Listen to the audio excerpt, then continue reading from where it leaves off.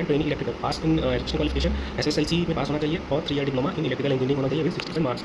Shift draughtsman की अगर आप भी सरकारी नौकरी की तैयारी कर रहे हैं और एक बढ़िया सी सरकारी नौकरी पाने का सपना देख रहे हैं तो ये वैकेंसी आपके लिए है। जी हाँ दोस्तों, ये नौकरी पाकर आप अपने सपने को साकार कर सकते हैं। तो हेलो दोस्तों, गवर्नमेंट जॉब हंट में आप सभी का स्वागत है और यहाँ पे दी जाती है आपको सरकारी नौकरियों की जानकारी, खास करके PSUs की जॉब की जानकारी। तो आज की वैकेंसी के बारे में बताऊँ इससे पहले मैं आप सभी से अपील करना चाहता हूँ कि आप सभी गवर्नमेंट जॉब हंट को सब्सक्राइब कर लें ताकि इस चैनल में आने वाली हर सरकारी नौकरी की अपडेट आप तक टाइम पर पहुँच जाए। तो चलिए शुरू करते हैं। हेलो गाइस, कैसे हो आप लोग? आई होप सभी अच्छे होंगे। देखिए CSL यानी कि कोचिंग शिपयार्ड लिमिटेड की तरफ से कुछ वैकेंसीज निकल कर के आई हैं ट्रेनिंग्स की, और तो इसके बारे में चलिए अपन बात करते हैं। तो डिसिप्लिन और एजुकेशनल क्वालिफिकेशन की बात करते हैं तो शिप ड्राफ्टमैन ट्रेनिंग मैकेनिकल की जो पोस्ट है वो इसकी एजुकेशनल क्वालिफिकेशन पास इन SLC होनी चाहिए और साथ ही साथ 3 ईयर का डिप्लोमा इन मैकेनिकल इंजीनियरिंग होना चाहिए और 60% मार्क्स होने चाहिए। सेकेंड जो पोस्ट है वो shift draftsman training electrical pass in education qualification SSLC में पास होना चाहिए और 3 year diploma in electrical engineering होना चाहिए विद 60% मार्क्स। शिफ्ट ड्राफ्टमैन की बात करें, शिफ्ट ड्राफ्टमैन ट्रेनिंग इलेक्ट्रॉनिक्स तो पास इन SSLC 3 year diploma in electronics engineering और इलेक्ट्रॉनिक्स एंड कम्युनिकेशन इंजीनियरिंग और 60% मार्क्स होने चाहिए। इंपॉर्टेंट डेट्स की बात करें तो ऑनलाइन एप्लीकेशन जो शुरू हो रहे हैं वो आपके 2 अगस्त 2025 से, एंड जो एप्लीकेशन की लास्ट डेट है वो है 22/8/2025। तो ये कुछ वैकेंसीज़ का बाइफिकेशन है, आप देख लीजिएगा। कैटेगरी वाइज इन्होंने जो है बाइफर्केट करके रखा हुआ है, तो ये आप बाद में देख लीजिएगा।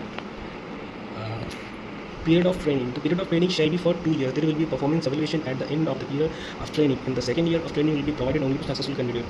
तो इसमें 2 साल का जो है आपका ट्रेनिंग होगा, then there will be performance evaluation. इसके बाद परफॉर्मेंस इवैल्यूएशन होगा end of the first year of training, and then second year of training will provided only successful candidate. और जो इस ट्रेनिंग में सक्सेसफुल रहेंगे तो इसके बाद उन सक्सेसफुल कैंडिडेट को सेकंड ईयर का ट्रेनिंग प्रोवाइड किया जाएगा। Depending on the organisation requirement availability of vacancies and individual performance, successful candidates may be consider for the contractual post for 3 years at description of CSL।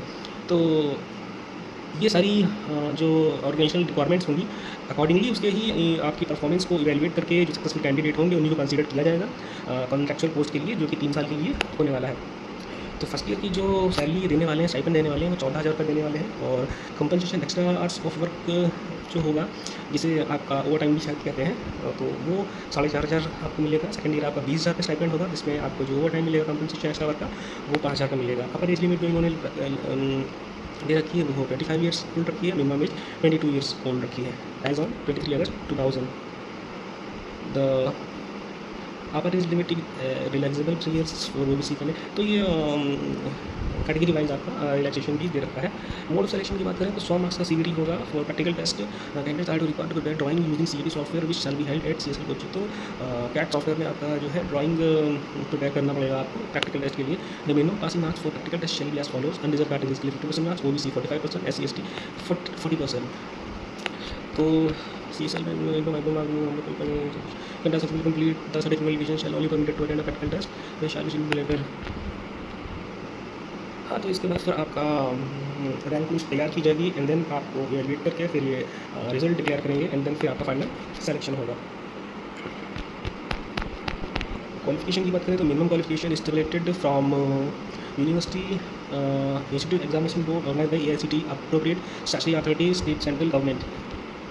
Those applicants who have applied qualifications equivalent to any of the prescribed qualifications should submit equivalence certificate issued by the competent authority, and without such certificate their candidate shall not consider। तो application having qualification equivalent उन लोगों को उनकी equivalency certificate को submit करना पड़ेगा जो कि कॉम्पिटेंट अथॉरिटी के द्वारा इशू किया गया हो।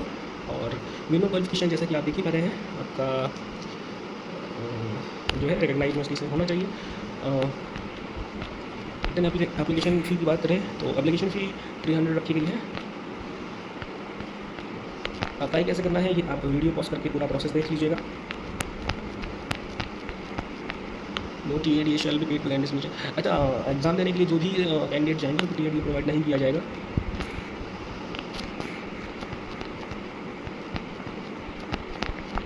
तो ये वैकेंसी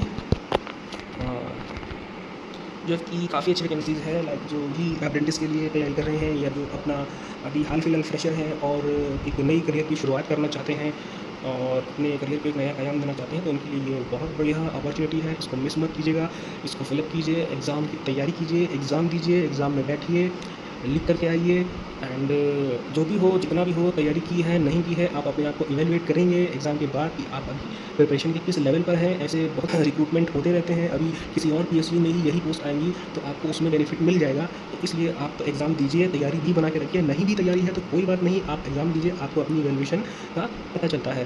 तो ठीक है फिर तैयारी करते रहिए और एक नई वैकेंसी फिर आपके लिए लेकर के आऊँगा। तब तक के लिए अपना बहुत बहुत ख्याल रखिए।